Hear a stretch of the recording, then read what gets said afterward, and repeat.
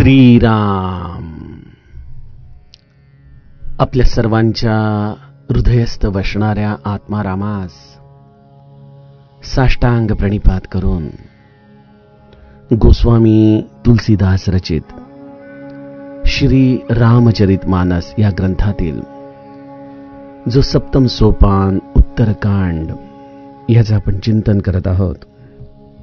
सज्जन हो, हे आपलाच कथा चिंतन क्रमांक 1248.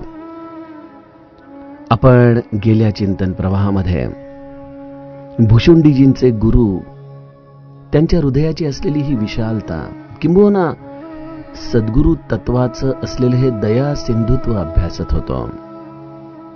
जसा एखादा सागर येणाऱ्या प्रत्येक प्रवाहाचं स्वागतच करतो, त्याचा स्वीकारच करतो, त्याप्रमाणे सद्गुरूच्याकडे आपण अनन्य दोषांनी युक्त असूनही सद्गुरू आपल्याला कधी अव्हेरत नाही, आपल्याबद्दल कधी निराश होत नाही. आणि जसा सागर एका प्रवाहाला देखील सागराचंच रूप देऊन टाकतो, त्याप्रमाणे आपणा सारिखे करीती तात्काळ अशी या सद्गुरूच्या मनाची अवस्था असते, व्यापकता असते. सज्जनो, आपण व्यवहारामध्ये देखील बघतो की अनेक गुरु आपल्या शिष्यांना घडवतात, परंतु आपल्या हातचं राखून देतात. परंतु परमार्थामध्ये सद्गुरू असा असतो की जो शिष्याला आपल्या तोडीचं बनवतो, आपल्या बरोबर आपल्या सम आसनावरती बसवण्यामध्ये सद्गुरूला धन्यता वाटत असते. अशा या सद्गुरूच्या मनाची व्यापकता ही आम्हा सामान्य जीवांना कळणं केवळ अशक्य आहे. इथं भुशुंडीजींचे गुरु देखील, भुशुंडी अनेक अवगुणांनी युक्त आहेत हे जाणूनही त्यांना समजावून सांगतायत. मोही नीती बहुभांती सिखाई, अनेक प्रकाराने नीतीची वचनं ते भुशुंडीजींना सांगतायत. आणि काय आहे तो बोध? राम ही भजही तात शिव धाता, नर पावर कै केतिक बाता. अरे, ज्या प्रभू रामचंद्रांचं भजन प्रत्यक्ष महादेव आणि ब्रह्मदेव देखील करतात, तिथं सामान्य जीव हा रामाला विन्मुख होऊन कसा बरं सुखी होऊ शकेल? आणि इथं आपल्याला मुख्य सूत्र कळतं की गुरुचं हृदय काय आहे, की माझा आश्रित सुखी व्हावा. ह्यापेक्षा गुरुला अजूनही काही अपेक्षित नाहीये. लौकिक दृष्ट्या तर तो तुम्हाला सुखी करतोच, परंतु पारलौकिक दृष्ट्या देखील तुम्हाला या महादेवाच्या भक्तीतून रामाचं प्रेम गुरुराया मिळवून देत असतो. असा हा नितांत सुंदर बोध खरं तर भुशुंडीजींच्या गुरूंनी त्याला केलेला आहे. परंतु भुशुंडीजींचं मन हे पूर्वग्रह दूषित असल्यामुळं ते जे काही सांगतायत त्याला हृदयामध्ये धारण करायला तयार नाही आहे, किंबहुना त्याच्या उलटच अवस्था मनाची घडत चाललेली आहे. कालच आपण या प्रदीर्घ दोह्याचं गायन केलेलं आहे, त्यामुळं सगळ्याच्या उपायांचा आपण पुन्हा गायन करून वेळ व्यतीत न करता आज थेट कथा विभागामध्ये प्रवेश करूयात. भुशुंडीजींच्या गुरूंनी भुशुंडीला सांगितलं की हर कहूं हरि सेवक गुर कहे हूं, सुनी खगनाथ हृदय मम दहे हूं. रामाचं भजन कर इथपर्यंत ठीक आहे, परंतु जेव्हा गुरूंनी भुशुंडीला सांगितलं की अरे, शिवजी देखील हरीचीच सेवा करतात, ते हरीचे सेवक आहेत, हे ऐकल्यानंतर मात्र पक्षीराज, काय सांगू माझ्या हृदयाची काय अवस्था झाली. मी पेटून उठलो. बघा सज्जनो, भुशुंडीजींचा देखील हा अभिमान आहे. तो भगवंताच्या असलेल्या एका व्यक्ती रूपातून आलेला आहे. ह्यापेक्षा देखील अधम अहंकार आम्ही सामान्य जीव घेऊन जगत असतो. आम्हाला कोणाला पैशाचा अहंकार आहे, रूपाचा अहंकार आहे, विद्येचा अहंकार आहे. भुशुंडीजींचा अहंकार हा सात्विक अहंकार आहे, कारण आपल्या महादेवापेक्षा कोणी श्रेष्ठ नाही ही त्यांच्या मनाची पक्की समजूत आहे. सतीची देखील तशीच अवस्था झाली होती की सगळे जण तुम्हाला देवाधिदेव म्हणतात, मग तुम्ही कोणाचं भजन करता प्रभो? तो युवराज, तो राम, तो दशरथ पुत्र जो आपल्या पत्नीच्या विरहामध्ये एखाद्या मानवाप्रमाणे वृक्षवेली लतांना लपेटतोय, दुःख व्यक्त करतोय, रुदन करतोय, तो तुमचा परब्रह्म कसं असू शकतं? या संशयाने सती ग्रस्त झाली आणि त्याचा शेवट काय झाला? सतीला आपला देह योगाग्नीने भस्म करून टाकावा लागला. सज्जनो, एकदा का जीवाच्या हृदयामध्ये रामाविषयी संशय निर्माण झाला की देह जळून जातो, परंतु संशय संपत नाही. भुशुंडी देखील महादेवाच्या विषयी असंच विलक्षण अहंकार रूपी प्रेम घेऊन जगत होते की आपल्या महादेवाच्या पलीकडे दुसरं कोणी नाही आणि ते कोणाची सेवा करतात हे मला मान्य नाही.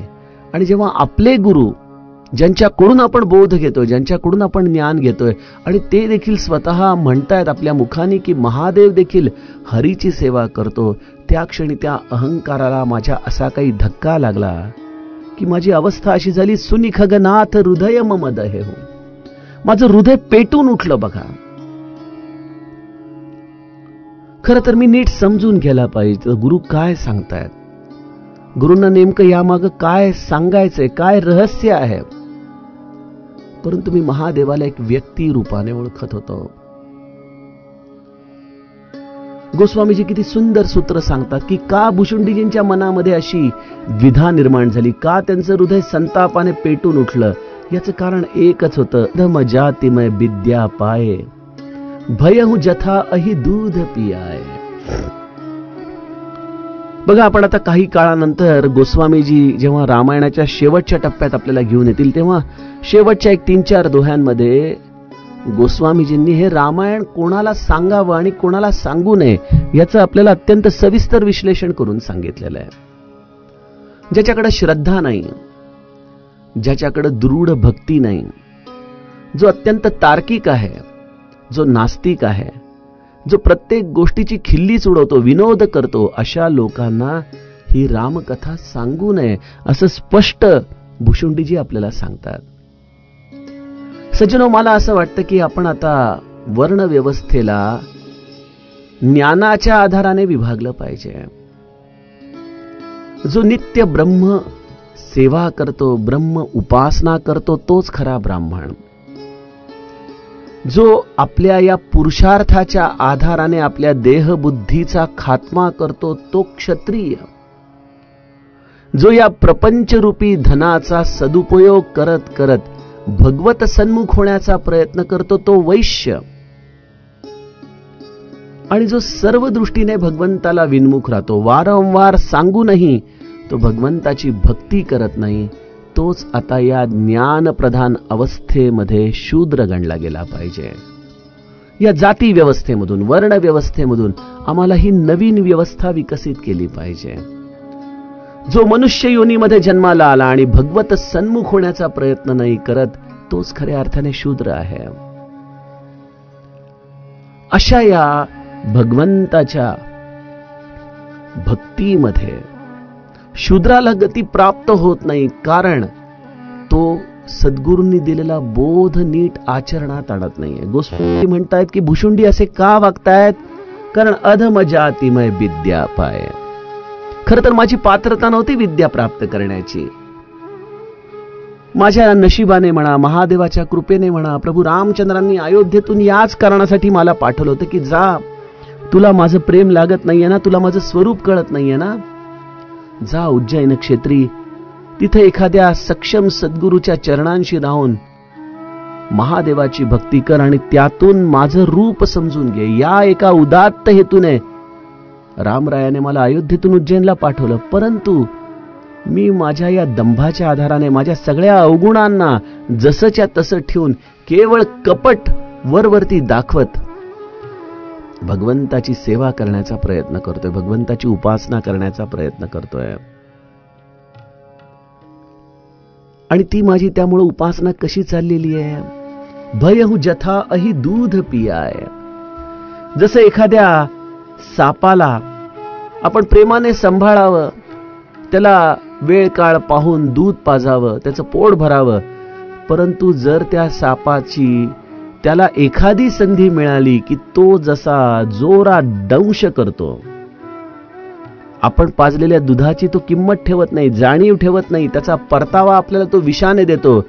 त्याप्रमाणे आध्यात्मिक दृष्ट्या ज्ञानाच्या आधाराने जो खरा शूद्र आहे, तो देखील अशीच वारंवार संधी शोधत असतो. ज्ञानाचं एवढं प्रचंड मोठं दूध त्याला प्राप्त होत असलं तरी देखील हृदयामध्ये असलेलं विष डंख मारण्यासाठी तो सतत धारण करून बसलेला असतो.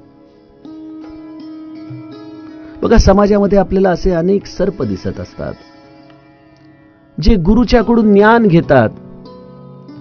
सगळं काही ज्ञान प्राप्त करत असताना एका टप्प्यावरती आपल्या गुरुवरतीच ते डावपेच करून त्याला खाली पाडतात, त्याच्यापेक्षा वरचढ होण्याचा प्रयत्न करतात. मला त्या साधूंचं नाव आठवत नाही, परंतु मला वाटतं 2-1 वर्षापूर्वी एका मोठ्या आखाड्याच्या मोठ्या साधूंनी आत्महत्या केली आणि त्या चिठ्ठीमध्ये त्यांनी आपल्या शिष्यांनी दिलेल्या मानसिक त्रास हे मुख्य कारण सांगितलं.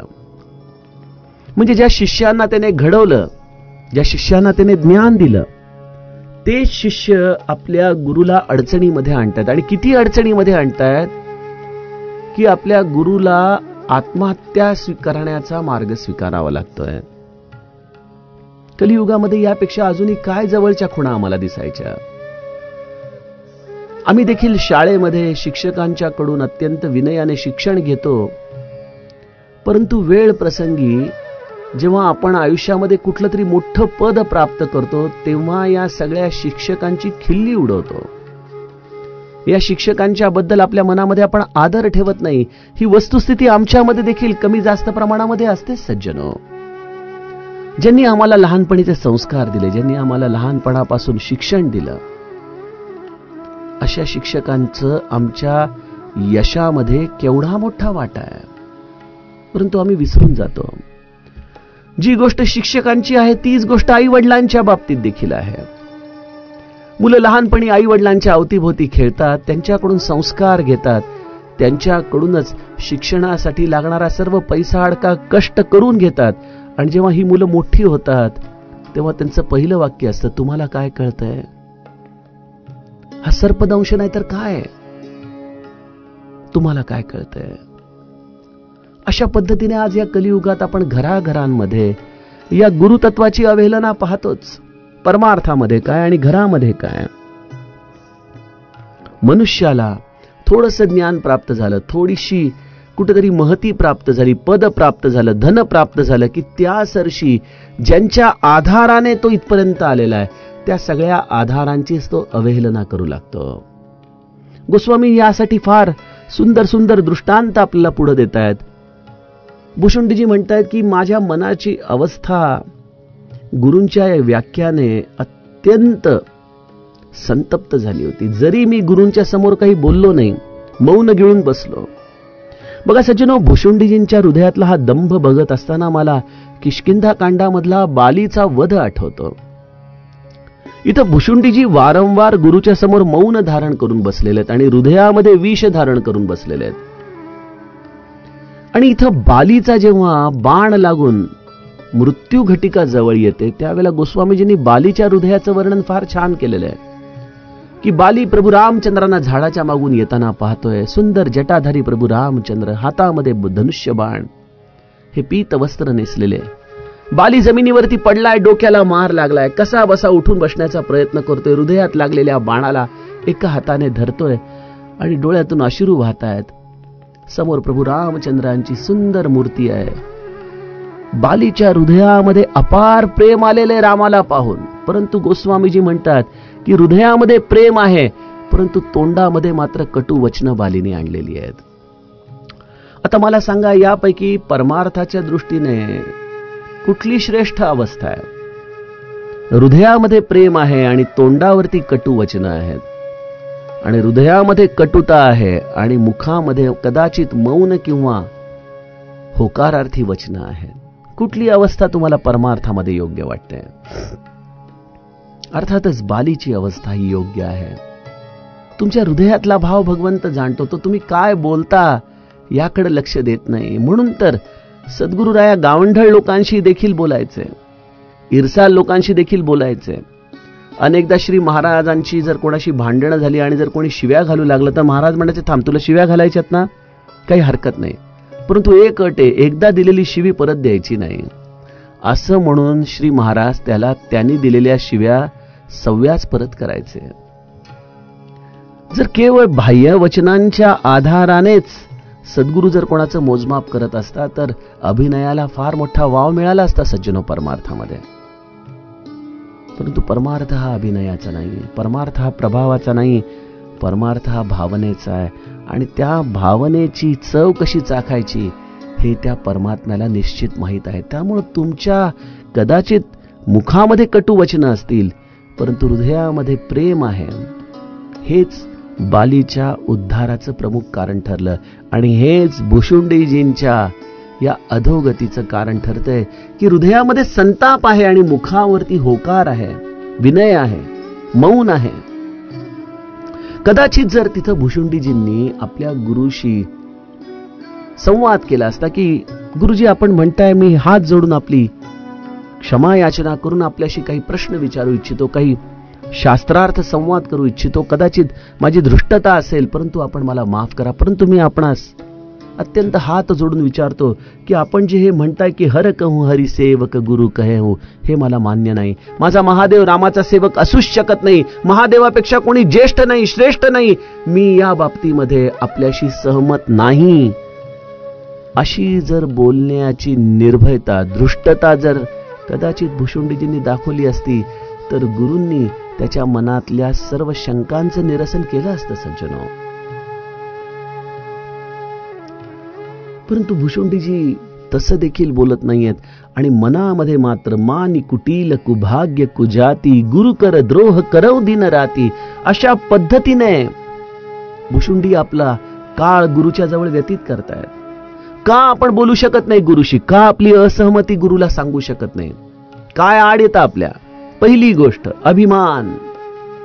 मी बरोबर आहे हे मला पक्क माहिती आहे, परंतु माझा गुरु त्याची चूक कशी मान्य करेल? जरी ते दिसतंय स्पष्ट की तो चुकीचा आहे, परंतु माझा गुरु ती त्याची चूक मान्य करणार नाही. हा अभिमान गुरुशी संवाद करण्यापासून आम्हाला दूर ठेवतो. पंढरपूरला श्री महाराज आणि तुकारामबुवा वल्हवणकरांचा संवाद जेव्हा आपण बघतो तेव्हा त्याची सुरुवात अभिमानाने होते. तुकारामबुवा म्हणतात की मी वादाच्या आधीच आपल्याला सांगू इच्छितो.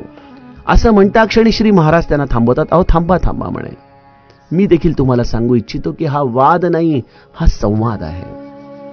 तुम्ही तुमच्या मनामध्ये असलेले प्रश्न अत्यंत निर्भयतेने मला विचारा.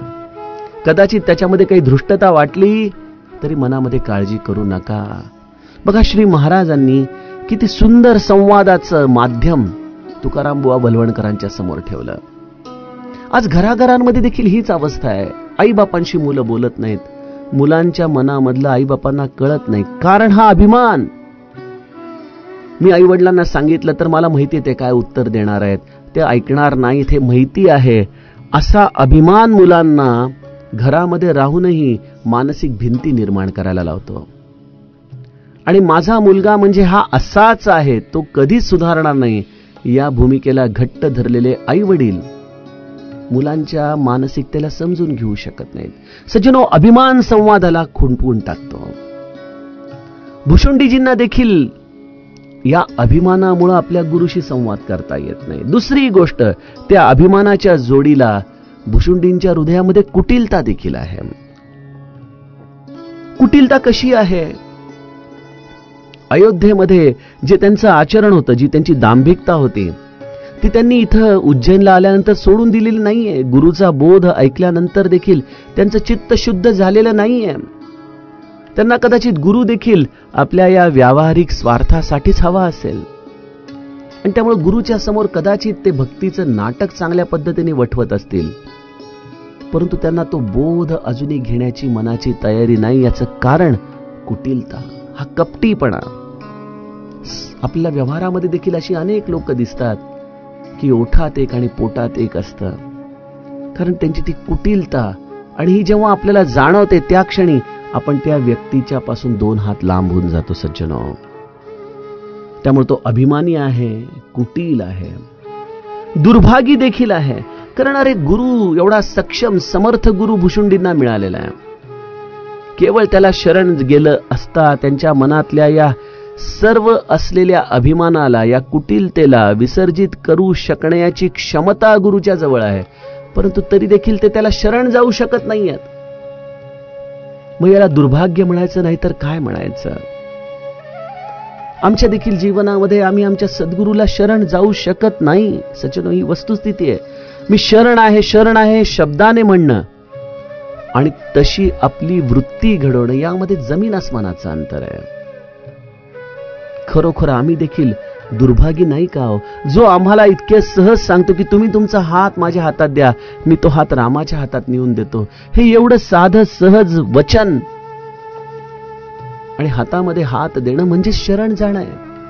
लहान मूल आपल्या बापाचा हात पकडून रस्ता पार करतं, कारण त्याला माहिती की त्या हातामध्ये हात दिला असता आपल्याला कुठलाही धोका नाही. ही बालवृत्ती जर आमच्या मनामध्ये असती तर हे दुर्भाग्य कदाचित आम्हाला देखील सहन करावं लागलं नसतं. परंतु आमचे तर्क आहेत, गुरुला काय कळतंय, मी म्हणतो तेच योग्य आहे. अशा पद्धतीने आम्ही गुरुच्या हातामध्ये हात देतो, परंतु गुरुचा हात आम्ही धरतो जेणेकरून आम्ही कधीही सोडून मोकळं आहोत फिरायला. आणि त्यातच कुजाती, मी जी तुम्हाला नवीन ज्ञानाश्रम आधारित ही वर्ण व्यवस्था सांगितली त्याप्रमाणे खऱ्या अर्थाने रामाची प्राप्ती व्हावी अशी अजूनही मनात इच्छाच नाहीये. अशा या 4 दुर्गुणांच्या मुळे भुशुंडी आपल्या गुरुशी तर संवाद करत नव्हते आणि आतमध्ये कुडत होते आणि विचार एकच होता, गुरु कर द्रोह करव दिनू राते. दिवस रात्र मी माझ्या गुरुच्या बद्दल द्रोह करत होतो, मत्सर करत होतो. मला विशेष राग येत होता माझ्या गुरुचा की अरे हा काय सांगतोय, विष्णूची सेवा हरीची सेवा माझा महादेव करतोय. नित्य निरंतर या महादेवाची पूजा अर्चा करणारे, त्याचं नामस्मरण करणारे असं बोलूच कसं शकतात, माझ्या महादेवाला ते कमी लेखूच कसं शकतात. हा अभिमान होता आणि त्या अभिमानाचं परिवर्तन काही केल्या होईना आणि त्याचं माझ्या जीवनामध्ये द्रोहामध्ये रूपांतरण झालेलं आहे. गुरुजी हे सगळं माझ्या मनातल्या भावनांना टिपतायत, तटस्थपणे पाहतायत. आतमध्ये ही सगळी जी माझी खलबत चाललेली आहे ती प्रत्येक गोष्ट माझा गुरु जाणतोय. परंतु अति दयाल गुरु स्वल्प न क्रोधा, पुनि पुनि मोहि सिखाव सुबोधा. त्यांच्या मनामध्ये मात्र थोडा देखील क्रोध उत्पन्न झाला नाही. ते माझं वचन ऐकत होते, मनामध्ये चाललेली खलबत पाहत होते, ते मी करत असलेला द्रोह देखील जाणत होते. तरी देखील पुन्हा पुन्हा ते मला उत्तम ज्ञानाचीच शिकवण देत होते. सज्जनो, हे आहे गुरु हृदय. की एखादी व्यक्ती आपल्याशी वाईट वागतेय, आपलं अनहित चिंतन करतेय, कशाही पद्धतीने आपला पाण उतारा करू पाहते आणि तरी देखील त्या जीवाच्या कल्याणासाठी जो धडपडतो तो सद्गुरू. बघा, श्री महाराजांवरती त्या इंग्रज अधिकाऱ्याने विषप्रयोग करण्याचं ठरवलं. पहिली 2 लोक ज्यांना विषप्रयोग करण्यासाठी पाठवलं होतं ती काही आपलं धारिष्ट राखू शकलं नाही, ती पळून गेली. आणि जो तिसरा व्यक्ती होता तो थोडासा अवलिया होता. त्याने महाराजांचा जो मर्मस्थान आहे की आपण एखाद्याला प्रसादाला बोलवलं तर त्याचा अव्हेर करू नये, आणि त्यामुळं त्या माणसाने जाऊन श्री महाराजांना विनंती केली की महाराज, रामाचा प्रसाद मला द्यायचा आहे उद्या, तर आपण भोजनासाठी माझ्या घरी यावं.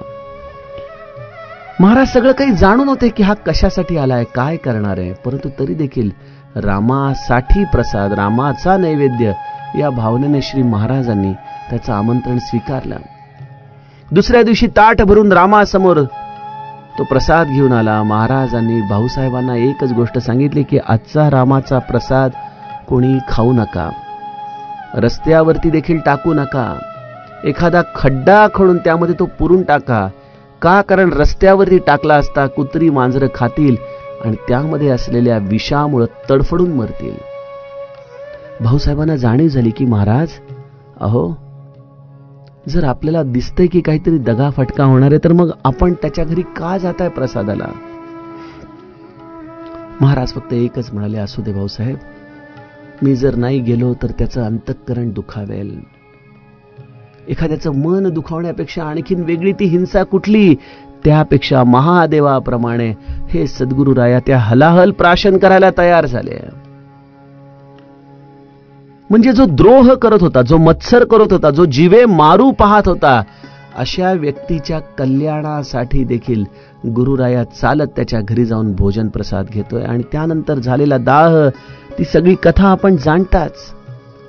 आणि जेव्हा लोक सगळे त्याला शोधू लागले आणि महाराजांना सांगितलं की तो पळून गेला, यावरती महाराज फक्त एकच म्हणाले, अरे अरे, आज आमच्याबरोबर फराळ केला असता, हे सद्भाग्य तो घालवून बसला बघा. काय गुरुचं हे दया सिंधुत्व आहे, काय हे कोमल हृदय आहे. अति कोमल रघुबीर सुभाव, यद्यपि अखिल लोक कर राव. अत्यंत कोमल असा हा ब्रह्मांड नायक, परंतु तरी देखील या सगळ्या होणाऱ्या आघातांना निमूटपणे सहन करतोय. गोस्वामीजी भुशुंडीजींच्या या वृत्तीकडे पाहतायत की अरे काय म्हणावं या भुशुंडीजींना. ज्या गुरूंनी भगवंताचं नाम दिलं, महादेवाची भक्ती केली दिली, ज्या गुरूंनी रामाचं हे परमतत्व समजावून सांगितलं, या महादेवाच्या भक्तीची फलश्रुती सांगितली, असा भुशुंडी या गुरूंशीच द्रोह करतोय, संघर्ष करतोय, स्पर्धा करतोय. काय म्हणावं याला. खऱ्या अर्थाने आत्मिक पातळीवरती हा शूद्रच आहे. काय आहेत गुणधर्म या आत्मिक पातळीवरती असलेल्या नीच व्यक्तीचे. जेही ते नीच बडाई पावा, सो प्रथमही हतिताही नसावा. नीच माणूस ज्याच्यापासून मोठेपणा मिळतो त्याला सर्वप्रथम मारून टाकतो, त्याचाच नाश करतो. बघा, आपण शिवाजी महाराजांच्या काळामध्ये हे जे काही सगळे मुसलमान राजे होते, त्यांची जर परंपरा बघितली तर आपल्या लक्षात येईल की प्रत्येक होणाऱ्या राजाने आपल्या वडिलांचा, काकाचा खून करून गादी मिळवलेली आहे. म्हणजे कोणालाही ही वंश परंपरागत किंवा अधिकाराने मिळाली नाही. ज्या वडिलांनी जन्माला घातलं, ज्या वडिलांनी प्रशिक्षण दिलं, ज्या वडिलांनी राजनीती शिकवली, त्या वडिलांचाच खून करून राजगादीवरती ही मुलं बसली. ही नीच प्रवृत्ती आहे.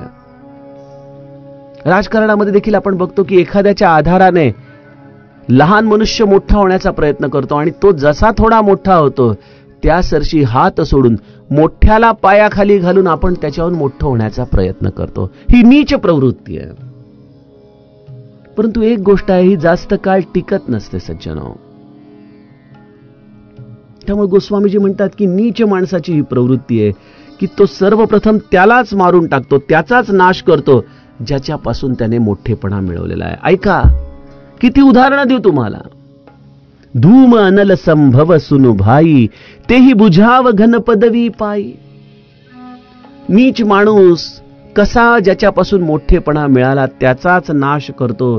तर ऐक बंधू, अग्नीपासून निर्माण झालेला धूर आकाशामध्ये जातो आणि तो धूर मेघाची पदवी प्राप्त करतो.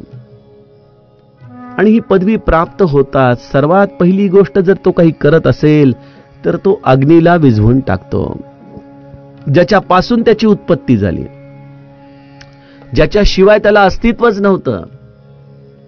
अशा अग्नीतून निर्माण झालेला हा धूर त्या मेघांच्या आधाराने जलवर्षाव करून अग्नीला विझवून टाकतो. सज्जनो, बघा किती सुंदर ही सूत्र आहेत. जेव्हा अग्नीतून धूर निर्माण होतो त्यावेळेला तो शुष्क आहे, त्यामध्ये कुठलेही बाष्प नाही. परंतु अशा या धुराला सूर्यकिरणांनी शोषलेल्या या जलकणांचा संग मिळतो.